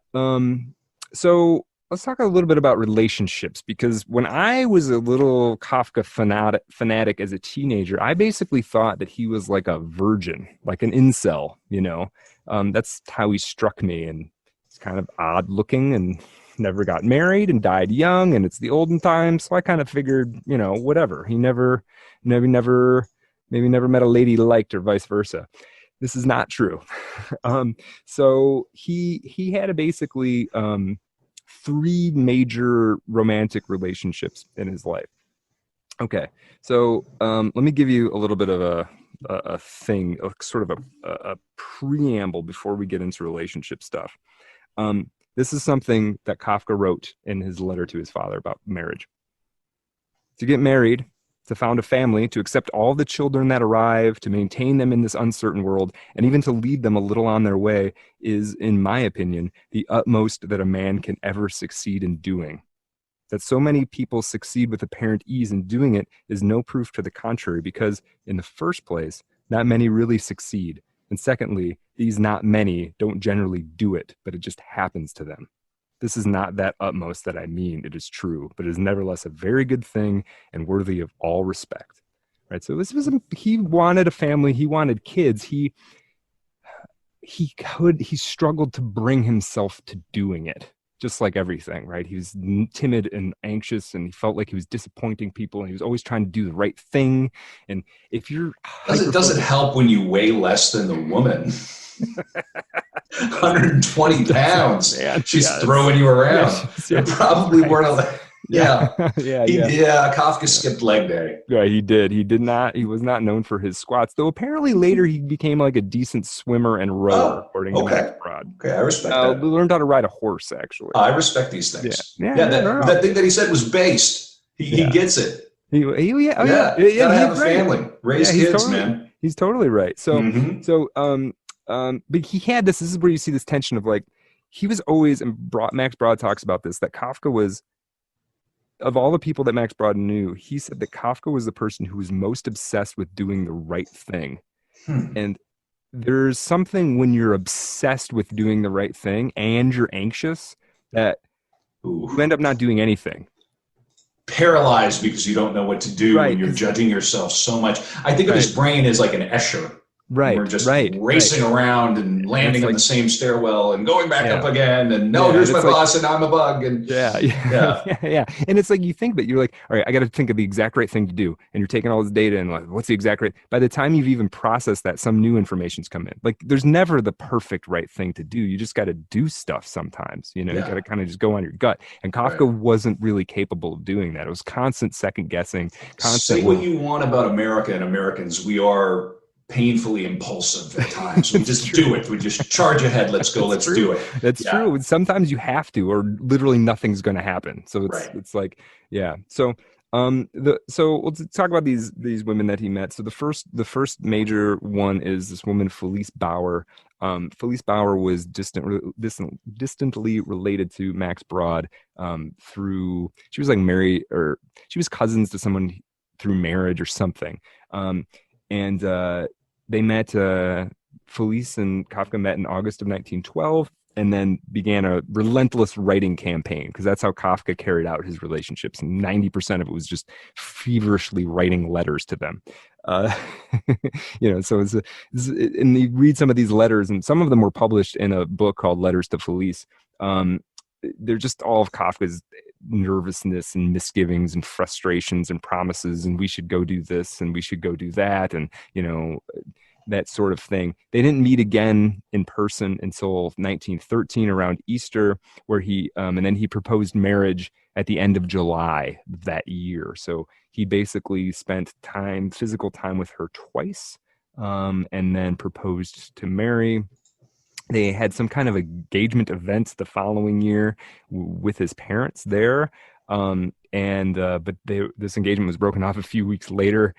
Felice later told Brod that, Max Brod, that she wanted nothing to do with Kafka after this. It's not clear why. It seemed like he wasn't willing to.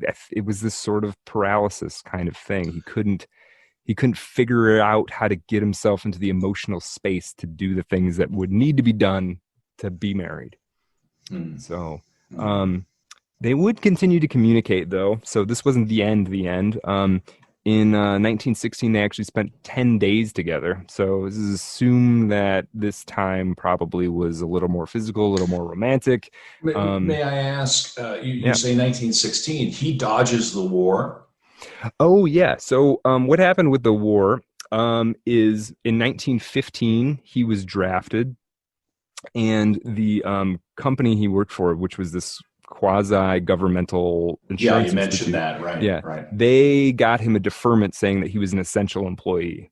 So the thing that kills you saves you. The thing that drives you mad is the thing that prevents you from being, machine gunned to death. Right. Well, but this is the thing. So Kafka was very later, a few years after that, was pensioned by this institute because of his tuberculosis. and he volunteered to join because World War I was still going on, and then he was denied because of the tuberculosis. So, you know, he had made some vague commitment to go, you know, so props to him. I mean, he technically, depending on how, you know, what your read on history is, I mean, he technically would have been one of the baddies, I guess. So I don't think that we have that opinion about World War I anymore. I don't think I don't know who was what, honestly. Yeah, there were no good guys in World War I, really. Yeah. Yeah, it was really hell on earth. Yeah. And then it led to World War II. Right. Yeah. Which no better. Yeah. So they 1916 they meet up again, and they were going to get married. They planned on it. His tuberculosis had started to get so bad that he basically was like, listen, there's no point in us getting married. Like, I am a walking dead man. Why do this? Basically, right? Which is rough. So let me give you, but he also did struggle with the concept of marriage. So even though that very based statement I made before, I want to give you this one thing that he wrote right before he was supposed to get married to Felice. On July 21st, he draws up a list of himself of all the points for and against my marriage. And this goes on for several pages. I'm not going to read all of them. But number 1, inability to bear living alone. Not any inability to live, quite the contrary. It is even unlikely that I understand how to live together with someone, but to hear that onslaught of my own life, the onset of time and old age, the vague pressure of the itch to write, my sleeplessness, the near approach of madness, I am unable to bear all this alone. Okay, so that's one. Here's another one. I must be alone a great deal. All that I've accomplished is the result of being alone. Here's another one. Fear of being tied to anyone, of overflowing into another personality. Then I shall never be alone anymore. Another one. Single, I might perhaps one day really give up my job. Married, it would never be possible. Yeah, that's kind of all. So this is him trying to figure out the pros and cons of getting married, essentially.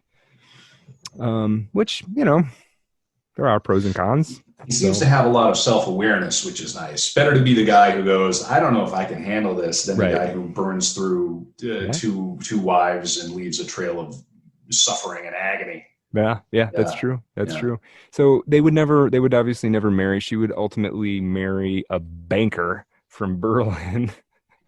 They exit. Those darn bankers. Yeah, I know, man. They steal all of them. Everything. They take everything. They take literally. Everything. Well, the money wasn't enough. Yeah, right. The bankers, like he wrote, there's a story about turning into a bug. I don't understand these artists. Yeah. Just got shrimp cocktail the size of your fist. Just eat everything. Yeah.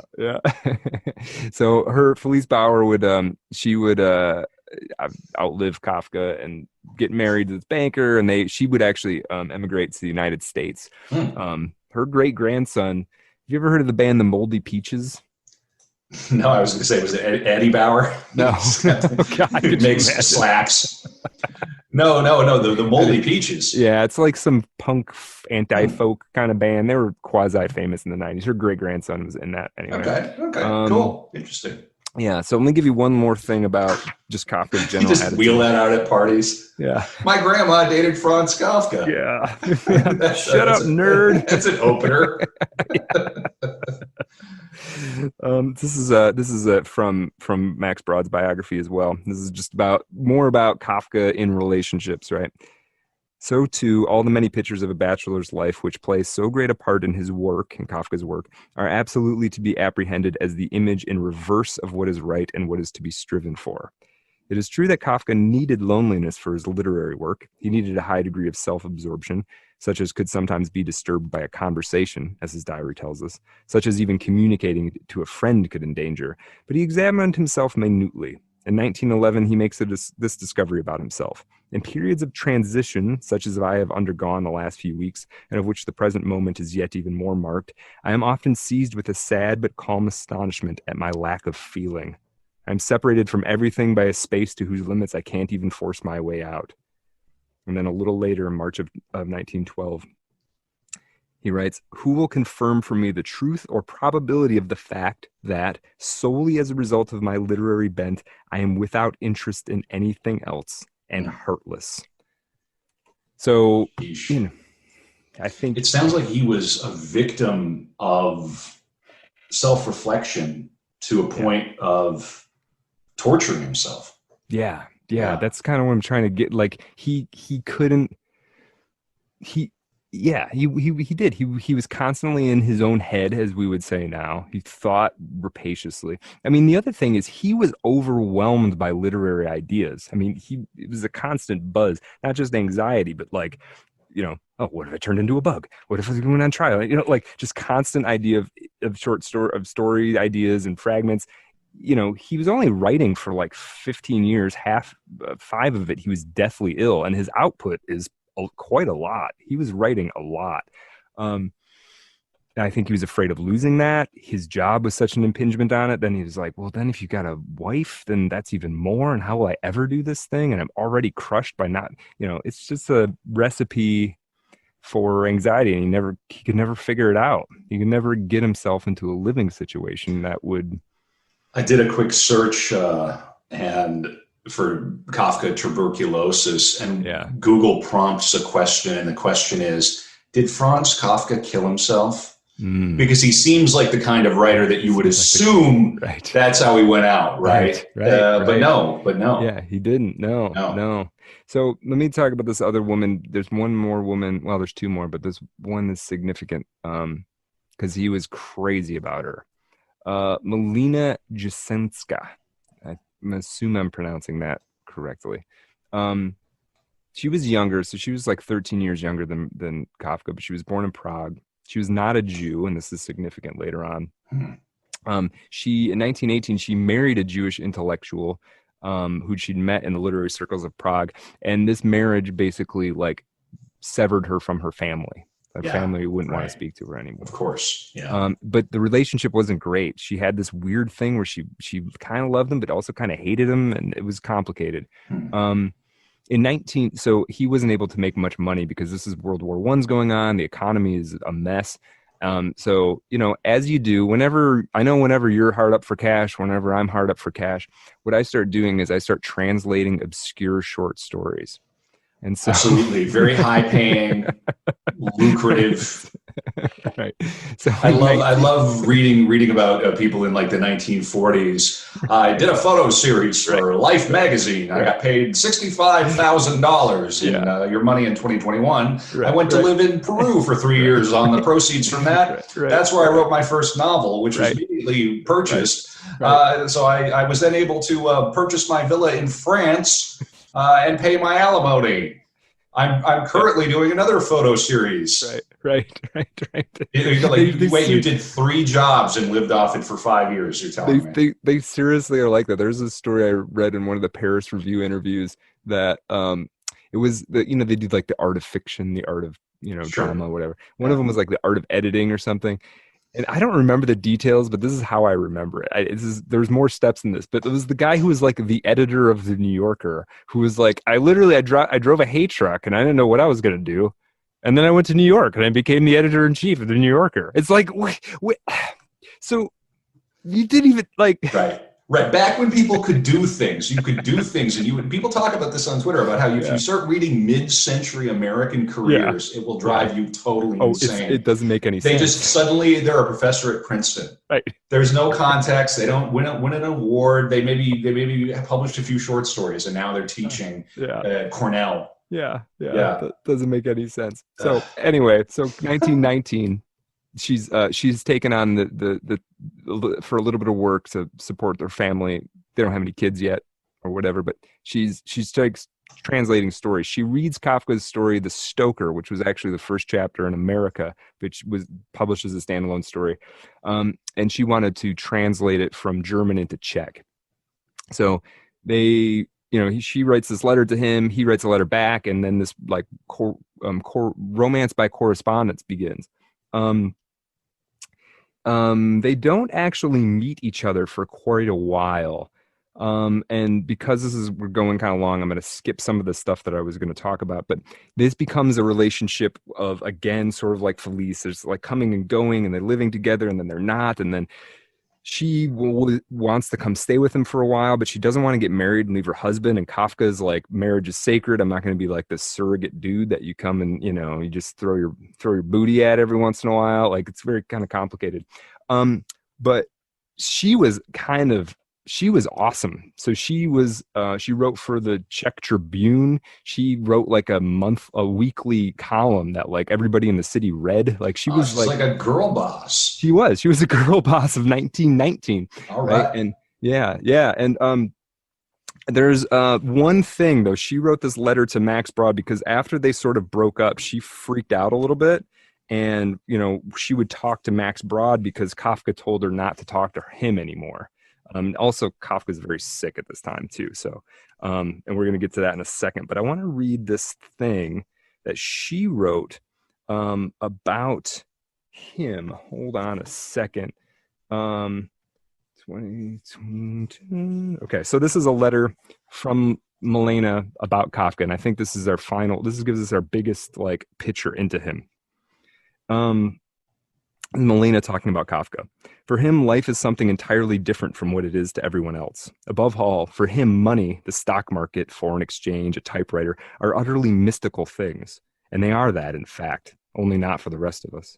To him, they are the strangest enigmas toward which he has an attitude altogether different from ours. Is his work as an official, say, anything like an ordinary job? For him, the entire office, including his own part in it, is something as mysterious and remarkable as a locomotive is to a small child. Okay, so something else she says. Where did that go? She talks about have you ever gone to a post office with him? Milena says to Max Brod.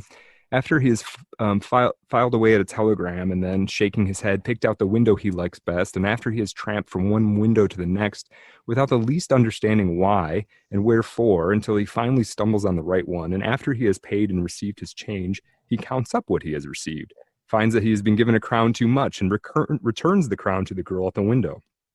Then he walks slowly away, counts his change again, and on the last step down to the street, he sees that the returned crown did belong to him after all. Now you stand helplessly beside him. He shifts his weight from one foot to the other and ponders what he ought to do. To go back is hard. There is a crowd at the window upstairs. Then let it be, I say. He looks at me in utter horror. There's another. He kind of is the arch subject of modernity, isn't he? Yeah. Too sensitive. Mm-hmm. That's get on with it. Get your elbows out. Get on with it. Yeah, but he can't handle it. He can't do it. Yeah. But part of the reason he can't do it is also why he wrote these crazy books, right? Right. Yeah, they two go hand in hand. Two other bits from this. Let's see. His constraint with regard to money is almost the same as his constraint toward women. And this is Milena talking again. Likewise, his fear of his job. I once telegraphed, telephoned, wrote, implored him in God's name to come to me for a day. At the time, it was very necessary for me. I cursed him and railed against him. He did not sleep for nights on end, tormented himself, wrote letters full of self-abasement, but he did not come. Why? He had been unable to ask for some days off of work. One more from this. No. This whole world is and remains mysterious to him, a mystical enigma, something that he cannot afford and that with a pure, touching naivete he esteems because it is efficient. When I told him about my husband, who was unfaithful to me 100 times a year, Milena never divorced her husband, who holds me and many other women in a kind of spell, Kafka's face lit up with the same reverence it had held that time he spoke of his director, who types so fast and is therefore such an excellent person, and as it did the time he spoke of his fiancée as good at business. All such things are alien to him. A person who types fast and a man who has 4 mistresses are just as incomprehensible to him as the crown piece at the post office and the beggar's crown piece. Incomprehensible because these things are alive. But Frank, she called Kafka Frank. Frank cannot live. Frank does not have the capacity for living. Frank will never get well. Frank will die soon. So she had his number more than anybody. She loved him too. This isn't like her throwing him out. This is her talking about him. She loved him, and this is what she thought of him. he was incapable of living in the world, you know. Just yeah. So let's talk about the tuberculosis. We'll talk about the end. So in 1917, he's diagnosed with tuberculosis. 1918, he gets a pension. They just like the institute he works for is like, you can't work for us anymore. You're coughing blood. You know, like you can't do it. Oh, man.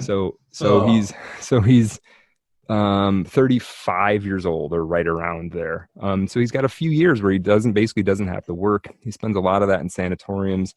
Gradually gets worse. You know, has some good days, some bad days. I don't know how much you know about tuberculosis. Tuberculosis is what sometimes used to be called consumption. It's basically a bacterial infection of the lungs. It's fairly treatable now, though still a lot of people die of it. If it becomes an active infection, at this time at least, there was basically a 50% fatality rate. And you could live with it for a long time. Kafka lived with it for, 7 years. And just gradually more painful, gradually coughing more, gradually, it just never really got any better. What an awful way to die. No, it's not good. Yeah. It's not good. So during this, he met this woman named, he was in Maritz, which is, I don't remember what country that's in. Switzerland, I think, right? Might be Switzerland. Yeah. So he's there, taking a vacation with his sister, and his sister, he was close with his sisters. There were times where he lived with this is another thing about Kafka. He spent, up until the sanatorium years, he spent most of his adulthood living with his parents still. Yeah, he was a NEET, except he was employed, but then eventually his final days he was on a pension in his 30s. Fantastic. Yeah, right. This is when they would go and take the air, right? You'd go to Switzerland, and the theory is that the air could somehow it's just heal you. I don't even know if they thought it would heal you. They just thought it would be more comfortable. I think sure, it was good just for like you. Fresh air, and So he meets this girl, Dora Diamant, there, who is a Orthodox Jewish girl. And he meets her. She's, and they develop a sort of correspondence. Kafka again is sick, but shortly after meeting her in 1923, he dies in 24. So there's not a lot of time. He decides that he's going to go to live in Berlin with Dora. He's going to go there. He's going to finally be independent. He's not going to live with his parents anymore. He's got this pension. He's going to just sort it out. And he was very, very happy, actually. Here, Max Brod talks about how he finally there was something profound for Kafka about having his own place, living with a woman that he cared about and who cared about him. And even though he was deathly ill, this is it. This is what life's supposed to be like, right? Just want to grill, man. Yeah, exactly. Just want to raise my kids and grill. I just want to write weird stories and raise kids and live in a city, and I just want to do my thing. But then he starts to get sicker. He starts to get a lot sicker. And eventually he has to go back to Prague because he needs more people around taking care of him. He has a great Dora stays with him, but she's practically a kid. I'm not sure even how old she is, but she's a lot younger than he is. Her family had really hard time with this because she was Orthodox. They were Orthodox. Kafka was not Orthodox.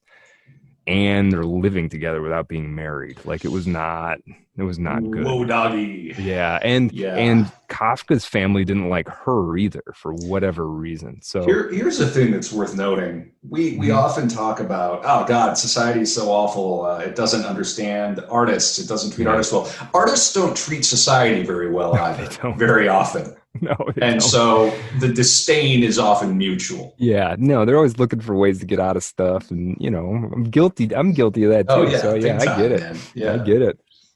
So we're going to talk about this last phase of Kafka's life, and it's kind of rough. There's a story that he writes towards the end called "The Hunger Artist." I don't know if you've ever read that, but it's about in "The Hunger Artist."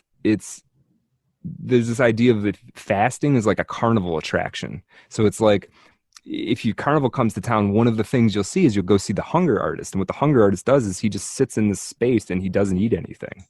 right? And the whole, the joke is that like, oh, he's really eating stuff, so they got to watch him all the time, or whatever.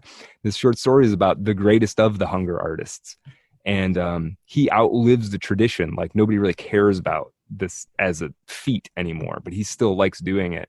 And they would never let him go past 40 days without eating. And he does finally, and it's this great spiritual thing. And then at the end, there's like this weird irony that like he feels like he actually cheated because not because he ate during the period, but because the reason he could do it was he didn't really like eating.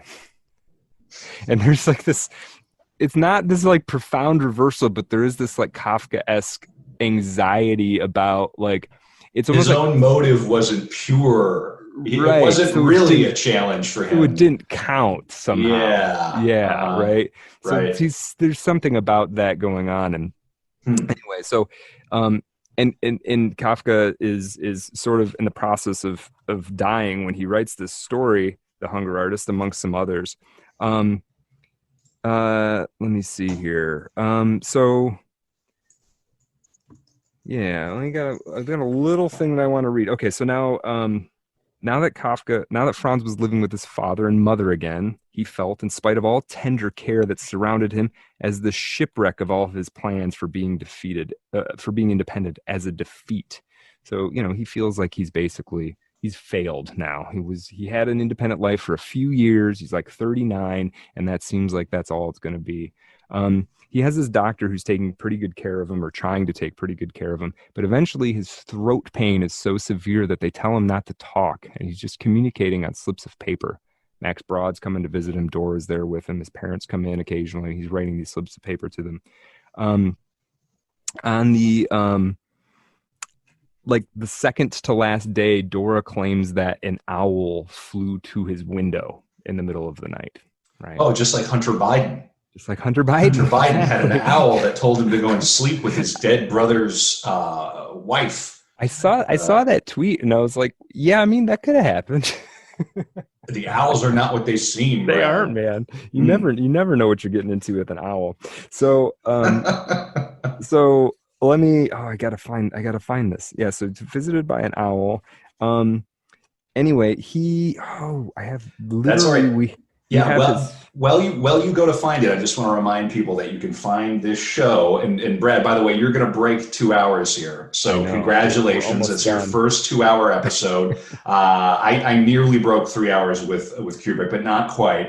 You can find the show at artofdarkpod.com. You can find it on Twitter at artofdarkpod. And then we are also on Patreon. If you enjoy what you're hearing, please support independent media. Go to patreon.com/artofdarkpod. And we also have the shirt, which you can get through the website for a limited time. I think it's available until May 10th of 2021. We're going to continue to do every so often these little merch drops that are going to be fun. They're going to be quirky, unusual shirts that speak to one of the artists that we do on this show. I'm getting really excited for the Virginia Woolf episode. I should say, too, for the Patreon, we do bonus episodes where we kind of deconstruct and just chat a little more off the record about the subject that we're dealing with, so in this case Kafka, but also how the research was done, and then maybe a little more cavalier approach to kind of how we feel about it, and all the rest of it. So I'm looking forward to doing that. We call those episodes After Dark, so that's coming. Again, if you like the show, support us on Patreon. Brad, did you find the excerpt here you want to read? Yeah, I did. I just wanted to find this thing Max Broad's talking about. This is literally Kafka's final moments. Okay, so he had at 4 o'clock in the morning, he'd started breathing difficultly, and this woman, the last real companion of his life, got the doctor, brings him in, and then Franz starts arguing for morphine. There had been some fighting earlier on about whether he was going to get morphine or not. So then began the fight for morphine. Franz said to Klopstock, who was the doctor, "You have always been promising it to me for 4 years. You were torturing me. You have always been torturing me. I am not talking to you anymore. I shall die like that." And they gave him 2 injections of morphine. This is the only time he ever demanded anything in his whole friggin' life. Damn. Wow. After the second shot, he said, "Don't cheat me. You were giving me an antidote." Then the words I mentioned before. Then Kafka says, "Kill me or else you are a murderer," which is kind of an intense thing to say. Wow. Then they gave him more morphine. He was happy about that. That's good, he said, but more. It isn't helping me. Then he went slowly to sleep. His last words were about his sister, Ellie. Dr. Klopstock was holding his head, and Kafka thought it was Ellie, and he was always terribly afraid he might infect someone. So he said, "Go away, Ellie. Not so near, not so near." And as Dr. Klopstock moved away a little, Kafka was satisfied and said, "Yes, like that. It's all right like that." And that was it. He died, and there are some people who say that he actually died of starvation because he wasn't able to eat anything. His throat hurt so badly that he had stopped eating days and days earlier, and he was already in a weakened state. So there's a way of looking at it where he basically starved to death, in his sickbed. I do, and that's kind of it. And Max Brod would later go on to popularize him and make him famous. Yeah, you got to get yourself a friend like that if you're a writer and you're underappreciated. He worked hard for him. Yeah, he worked hard for him. Kafka, the legend goes that Kafka told Max Brod to burn all of his papers, and Max Brod didn't. And then there's this like, oh, did Max Brod betray him? But think about this: you've got all this stuff you've written. You give it to the one person who tells you you're great, that person, and say, burn these. Yeah. And then your friend tells you, I'm not going to do that. Okay. Did you really betray? That's not betrayal. No, I don't think so. Kafka wanted to have it both ways, I think. That sounds very Kafkaesque, doesn't it? It sounds like a final gesture. Yeah. This catch-22 in perpetuity. Yeah. So let me give you just 2 more minutes here, because we've got a couple of things that I want to point out about the other characters in Kafka's life.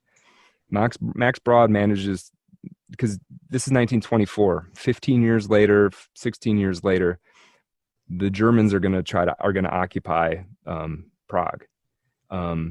Max Brod escapes to Israel a few years before that. He sort of saw the writing on the wall. Kafka's sisters are not so lucky. All 3 of them, one of them would die in the camps, and the 2 others would die in the ghettos after they were forced into by the Nazis. And many, many, many of Kafka's surviving friends would be killed in the camps. Melina, who was not a Jew, would also die in the camps because she stayed behind to get as many Jews out of Prague as she possibly could, and she was captured by the Gestapo as a political prisoner. And then she would die of kidney failure in the camps a few years later. So all of this stuff was like just burning out on the time horizon. Kafka never had to deal with it himself, but little did he know how many people that he cared about would have to deal with it. So yeah, kind of heavy. Yeah, a little heavy. Yeah. I'm gonna go put on Radiohead and that's appropriate music. And I didn't get to sit in the dark. I didn't get to talk about Blue Octavo notebooks, but that's okay. I had some other things, but man, I got deep into this. This one I got obsessed with. And I appreciate it. It is so much fun to be on the receiving end of one of these salvos. The format of this show is that we do these currently twice a month. I think you can see we do a little bit of research and deep digging, and then we more or less walk the other party through. So Brad does one, I do the other, and I'm excited to do Virginia Woolf next, of whom I am terrified. I am very afraid of Virginia Woolf. You should be. Another writer, and I believe this one actually did kill herself. I think she did manage to famously do it, but not until she did have a room of her own for a little while. So wait, is she her first actual suicide? Ooh, interesting. Let's go back. Did we? Yeah, I think she might be our first suicide. Woo! Ring the bell. All right. We've already done. We've done a murderer. Right. I think Burroughs was a murderer. Yeah. We just had 2 Jewish fellows in a row. Yeah. So that's interesting. Kubrick, and what else do we have here? Not that those 2 things are related. I'm just thinking about categories of people. Yeah. Because everybody loves to do that these days. Some drug addicts. Yep, some drug addicts. Someone who's either enlightened or a grifter. It's not clear which. Mm-hmm, right, Gurdjieff, the certainly polyamorous, 7 children at a minimum by 7 different women. Yeah. We had the pederast. The sort of borderline, the Oscar Wilde, the sort of okay. Yeah, this is good. We're living on the edge, but I'm amazed that it's going to take us that. Yeah, we're going to get the full spectrum of humanity before we're done here. That's what I think. Well, Annika Vaughn didn't kill herself, did she? No, she was a heroin overdose. So we had an overdose. Yeah. Okay, so, great, good. Yeah. Well, that's great. Making art is wonderful. Clearly, the most stable people in the world are drawn to the practice, and we have to hold all artists to the very highest standard, to the same level that we would hold a vicar or a politician. Right. And it's very important that nobody ever makes a mistake ever in their life. You don't want it. I mean, no, we can't support. We must have decorum. Yes, everything must be bourgeois and decorous, and nobody can have fun ever again. I think Kafka would fit right in our little Calvinist hell that we've developed here in the current non-culture. Wow, like rules. He needs some rules to get by, even if he doesn't like them. That's his trap. Yeah, interesting. Well, and Michael Haneke, the great director, does have a film version of The Castle, which. Yes. No spoilers, does end kind of mid-sentence like the novel. I don't think I'm going to spoil it for you. Yeah. That's worth watching. Oh, I did mention I wanted to go into this, but Orson Welles made a version of The Trial, and Orson Welles believed it to be his best film. So definitely worth watching. Okay. Anthony Perkins. The guy from Psycho, right? He plays the main character. It's great. It's a great film. Okay, I may watch that. Well, so we've got 2 orders of business. We're gonna continue on for another 30 minutes or so, which is available to the Patreon listeners. And we always end with a question, though. So I guess, Brad, what do you think Kafka would be doing if he was alive today in 2021? He would still be working a terrible office job and kvetching about it constantly. He would have been engaged 7 or 8 different times. Never would have quite worked out. Right. Maybe not. Maybe it would have eventually worked out. And he would be right. He would be writing still. He was bursting with literary ideas. He is somebody that you'd like to drop right into the zeitgeist now and see what would come out of his filter. Yeah, it is interesting. He had, and we didn't get into it. He had really strong religious tendencies too. So I do wonder if at some point he would have gone east in search of a guru. You know what I mean? Mm-hmm. He could have. He's a guy who could have done something like that. So, well, Brad, this has been a real trip. I can't wait to talk a little more about it. For people listening, thank you for listening. This is Kevin Couchman with Brad Kelly, and you can find us at artofdarkpod.com. Up next is Virginia Woolf. Brad, do you have an idea who you're going to do next? I think I'm going to talk about Rod Serling. Rod Serling. All right. Awesome. Thanks, Brad. That was a lot of fun. And the show title is definitely Franz Kafka Goes to Hot Topic. I like it. All right. Take care. Later.